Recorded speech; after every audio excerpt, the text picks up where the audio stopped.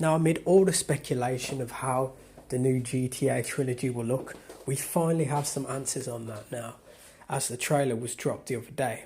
However, there's one question that's still looming in my mind, which nobody else seems to be asking, and it's sound. Sound being just as important as the visuals, there's a few questions looming in my head regarding that matter, and that being the soundtracks. Will the soundtracks be the same? And this is mainly down to licensing. Due to licensing expiring to certain artists and songs, many have been left speculating whether or not the original soundtracks of the trilogy will still be the same. Now, for those of you unaware, Grand Theft Auto 4 lost over 50 songs before due to an end of licensing agreement coming to an end. Radio Vladivostok was hit the hardest, losing 15 songs. Bear in mind that is a Russian radio station which was hit the hardest in GTA 4. And it's one thing to take in consideration that Grand Theft Auto has only grown ever more popular since Grand Theft Auto 4. Can you imagine the amount of money Rockstar has made since then? I mean, they were making a ton of money back then, but imagine how much they're making now with Grand Theft Auto Online.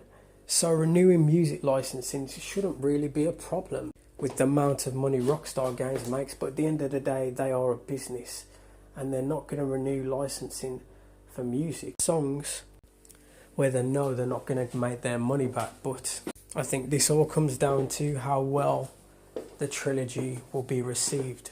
If Rockstar thinks that it will be a success, then I don't see why there'll be no reason why they can't renew the licensing for the trilogy. We'll just have to wait and see. I am aware before that Grand Theft Auto Voice City Stories was originally intended to be released for PlayStation 4, and a lot of people like myself has once asked, why has Voice City Stories not been released on Android when GTA 3, San Andreas and Voice City and even Liberty City Stories have all been released on Android? Well, I have the answer for you right here. There's a portion of the game which features Phil Collins. Now, maybe Rockstar are not willing to pay the licensing, so it may come down to the fact that Rockstar are not willing to take the risk, as Liberty City Stories has not sold as well as the previous Grand Theft Auto titles on Android. Now, another thing to take into consideration with the Trilogy remaster is the pedestrians. Now, will the pedestrians use the same sound effects as the original Trilogy, or will they feature new sound effects for the pedestrians? As we know, the art style has visually changed, but it's still cartoony, so it doesn't really give you the graphical implementation of Grand Theft Auto 5. If it did, and using the original sound effects, it could seem quite odd. Now, another thing to take into consideration with the sound is the weapons. Now, as you know, Grand Theft Auto 3 used different sound effects to Voice City and San Andreas.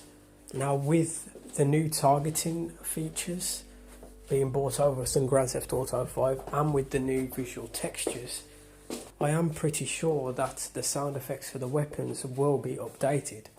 However, with GTA 3, Voice City and San Andreas each having different sound effects, I don't think that would be the case here. I think with the new trilogy, they will feature the same weapon sound effects for each game. Similar to how Voice City Stories and Liberty City Stories saw the same sound effects for menu options and weapons in those games.